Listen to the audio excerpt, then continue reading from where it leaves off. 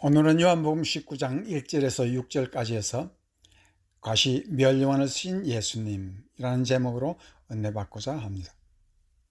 빌라도는 예수님을 채찍질하고 군병들은 가시 멸류관을 쓰이고 자색 옷을 입히고 손으로 때리며 법정으로 끌고 나와서 이 사람을 보라, 이 사람은 죄가 없다고 하지만 유대인들은 십자가에 처형하라고 합니다. 이 사건은 비록 유대인의 역사의 한순간에 지나지 않는 일이지만 이것은 인류 역사를 피로 물들이고 하늘의 슬픔을 이 땅에 쏟아내는 엄청난 사건이 되고 있습니다. 그러나 무엇보다 중요한 일은 예수님은 왜 억울한 이 참상을 가만히 당하고만 있어야 하는가 하는 것입니다. 억울하고 비참하면 서러운 일을 당하면 한마디 변명이라도 해야 할 것이 아니겠습니까? 그러나 예수님은 아무런 변명이나 자기 방어를 하지 않고 계십니다. 오늘 가시관을 쓰신 예수님을 생각하며 예수님의 고난의 의미를 생각하겠습니다. 첫 번째, 가시관을 쓰신 예수는 세상의 슬픔을 정복하고 계신다는 것입니다. 시편 90장 10절에서 12절 말씀에 보면 우리의 연수가 70이요 강건하면 80이라도 그 연수의 자랑은 수고와 슬픔뿐이요 신속기간이 우리가 날아가나이다. 누가 주의 노를 능력을 알며 누가 주를 두려워하야 할 때로 주의 진노를 알리까. 우리에게 우리날 계수함을 가르치사 지혜의 마음을 얻게 하소서라고 모세는 노래하고 있습니다. 모세는 우리날 계수함을 가르쳐 달라고 하고 있습니다. 산다는 것은 슬픔과 수고만이 자랑으로 남는 그 이유는 주의 노를 인함이라고 말하고 있습니다. 지금 예수님이 당하시는 억울함은 하나님의 노함이라는 것입니다. 인생은 어떻게 슬픔을 이길 수 있을까요? 예수님은 그 답을 십자가 위에서 가르쳐주고 계십니다. 선한 하나님께서 어찌 우리에게 이런 슬픔을 허락하실까요? 여기에 인생의 기묘한 하나님의 지혜가 들어있습니다. 산다는 것이 도대체 무엇이기에 이런 일을 당하고 살아야 할까요? 우리는 사탄과 마귀의 손 아래 있다는 것은 가끔씩 잊고 삽니다만 그것은 사실입니다. 잘 믿는 모세도 그렇고 하나님의 거역하는 이스라엘 백성도 같은 입장이라는 것입니다.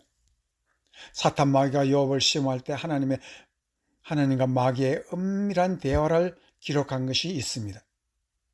욥이 하나님을 사랑한 것은 하나님의 축복을 주셨기에 그렇게 한다는 말입니다. 그러니 가진 것을 한번 다 뺏어보라고 말을 합니다. 그래도 하나님을 감사하고 찬양할까 시험해 보라고 하니 하나님도 그 말을 외면할 수 없었습니다.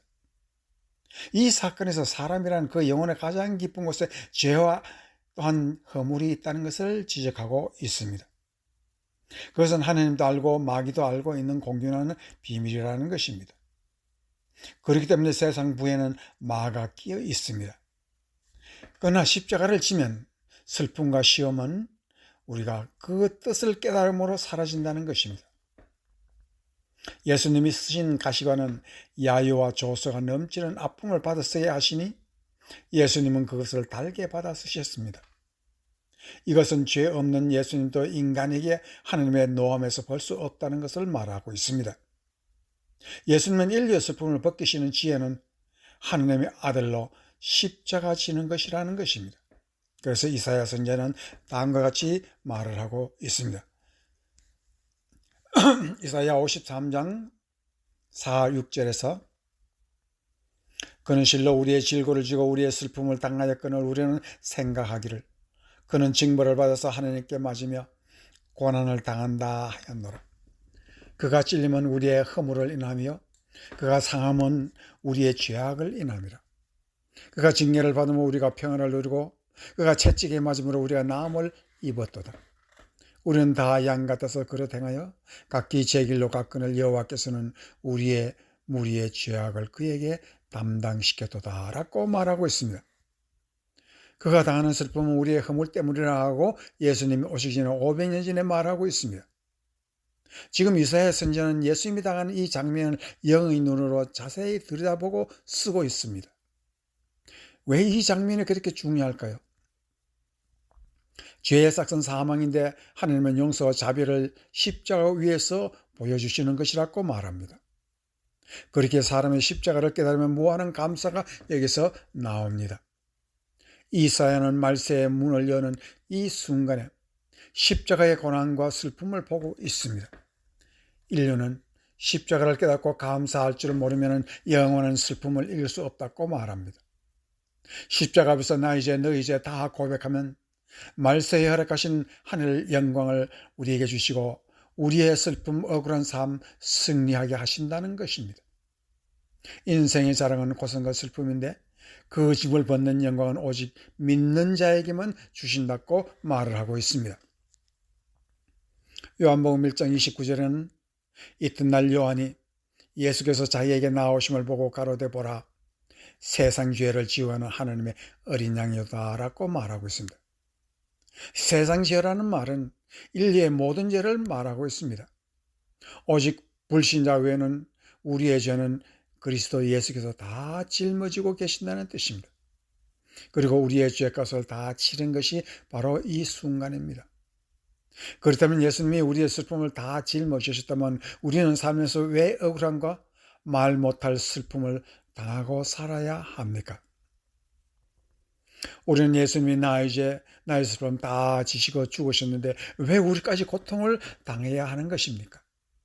그 이유는 주님은 우리의 죄를 다 용서하셨지만 우리는 아직도 옛 사람의 모습을 가지고 삽니다. 이 말은 우리가 십자가를 충분히 깨닫지 못함으로 감사를 만들지 못한다는 뜻입니다. 우리의 뼈에서 피를 만들어내듯이 우리의 믿음에서 십자가 감사를 만들지 못하기 때문에 슬픔을 이기지 못하고 아파한다는 말씀이 되는 것입니다. 다윗은 그렇게 하나님 앞에서 죄 사함에 감사를 노래하고 주님의 은혜와 말씀을 따라 살다가 한순간입니다. 우리아의 아내 바스바를 보고 죄에 빠지고 살인까지 행하고 말았습니다. 왜 이런 일이 일어나는 것입니까? 그는 비록 주님 오시기 전 900년 전 사람이면 말세의 축복을 누리고 산 사람으로서 죄사함의 은혜를 깊이 알고 살았습니다. 그런데 하루아침에 이런 일이 생기고 하나님은 나단 선지자를 보내어 엄중한 형벌을 예고하고 그 벌을 받느라 모진 고생을 했습니다. 왜 그럴까요? 사람은 믿음으로 죄사함을 받아도 십자가의 뜻을 다 알지 못하고 산다는 말입니다. 영혼 깊이 뿌리 박힌 본성은 지워지지 않는다는 말씀입니다. 고범죄는 용서받아도 타고난 본성은 용서받지 못한다는 것입니다. 이 본성을 다 받는 날에는 이 세상 떠나서 아버지의 품에 들어가는 날까지 싸우며 살아야 합니다. 그래서 예수님은 십자가를 지고 나를 따르라 하십니다. 본성은 용서받지 못한 믿는 자들은 예수님의 십자가 슬픔을 생각하고 우리가 당하는 아픔을 십자가로 이기라는 것입니다. 세상 사람들의 말로 위로받지 말고 오직 예수의 서러움과 비록 하나님이지만 사람이 되어 우리와 함께 슬픔 받는 그 모습 잠시라도 잊지 말라고 하시는 것입니다. 우리의 본성과 싸워서 승리하는 길은 성화 과정이라고 성경에서는 말하고 있습니다. 사람이 성결한 본성을 찾아 온전한 삶을 사는 것은 십자가의 감사뿐이라고 성경이 가르치고 있습니다. 빌립보서 1장 29절에서 30절 말씀에는 그리스도를 위하여 너에게 은혜를 주신 것은 다만 그를 믿을 뿐 아니라 또한 그를 위하여 고난도 받게 하심이라. 너에게도 같은 싸움이 있으니 너희가 내 안에서 본 바요 이제도 내 안에서 듣는 바라고 바울은 말하고 있습니다. 사람은 그냥 살아도 고생이 심한데 믿는 자가 고난을 받아라 하시는 이유가 무엇이겠습니까? 그것은 예수님이 지신 십자가에 동참하기 위함이라고 말합니다. 인간의 죄는 용서받아 본성은 바뀌지 않고 뿌리 깊은 본성은 없어지지 않고 죄를 짓기 때문에 주님의 슬픔을 생각하며 죄를 이기는 삶은 십자가를 감사하는 길밖에 뿐이라고 가르치고 있습니다. 그리고 인생의 비결은 십자가의 감사가 아니면 세상을 이길 힘은 솟지 않는다고 말을 합니다. 예수님 날 위해서 죽으신 그 귀하고 귀한 은혜를 생각하고 그것을 깨닫지 못해 하면 우리는 이 세상의 슬픔을 이길 수 없고 우리가 절망 가운데 벗어날 수 없다는 것이 성경에 가르치는 예수님이 지신 십자가 멸관의 뜻이라는 것입니다. 우리의 성격은 사람마다 다릅니다. 어떤 사람은 급하고 어떤 사람은 느리고 어떤 사람은 조그만 일에도 화를 내며 그 화를 참지 못하는 사람들이 많습니다. 이것은 본성입니다. 그리고 인생의 비결은 십자가의 감사가 아니면 세상 이길 힘이 솟지 아니하기 때문에 성경은 우리에게 성격을 어떻게 다루어야 하는 것을 잘 가르치고 있습니다. 그것을 성경으로 가르치고 성령께서 우리에게 말하고 있습니다. 그래서 성격은 죄가 아닙니다.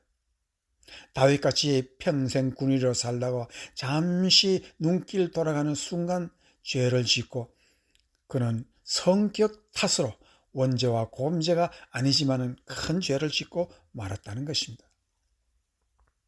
그는 죄사함을 받고 평생을 어떤 고난 가운데서 믿음 버리지 않고 순종한 사람이 되었습니다마는 그가 받는 고통과 슬픔은 우리는 구약성경 시편 등등에서 보면 다윗도 예수 그리스도의 고난에 참여한 사람이라는 것을 성경은 말하고 있습니다. 그래서 다윗은 오늘날 믿는 자들에게 좋은 모범이 되고 있습니다. 이제 예수님의 슬픔을 깨달아 십자가로 승리하는 여러분이 되시기를 주의 이름으로 축원합니다.